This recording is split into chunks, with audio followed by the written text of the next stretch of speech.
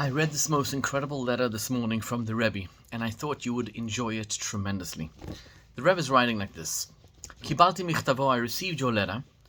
It's somebody who's writing to the Rebbe that he describes his tremendous debt. It's a wealthy businessman who went into a lot of debt. He's a Baal Chov Gadol.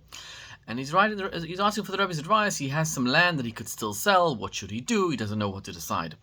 And then the Rebbe writes, from the tone of your letter, I see that the worst thing has happened, that your spirit has fallen, and your faith, your bitachon, your faith in God has weakened. And therefore I want to write to you the most important thing, because in faith, everything depends. Your faith in Hashem is your connection, your hiskashus, your cleaving to Hashem. And if your cleaving, your faith, your trust in Hashem is good, then you definitely won't have any lacking in your material matters at all.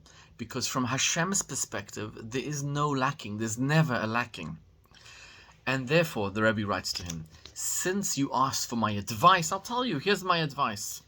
My advice is the first thing you need to do is strengthen your faith. Work hard on your faith. And even though you do not see any way physically, al pi derech hateva, naturally, that you can get out of your predicament, again, there's no way you can get out of your predicament. And the Rebbe writes this not just for business, but for health and medical and any problem, challenge, crisis you are facing. If you do not see a way out of it, you should know that this is when you have to have the most amount of faith. Because from God's perspective, nature means nothing. Nature is nothing. God controls nature. God is nature. God is everything.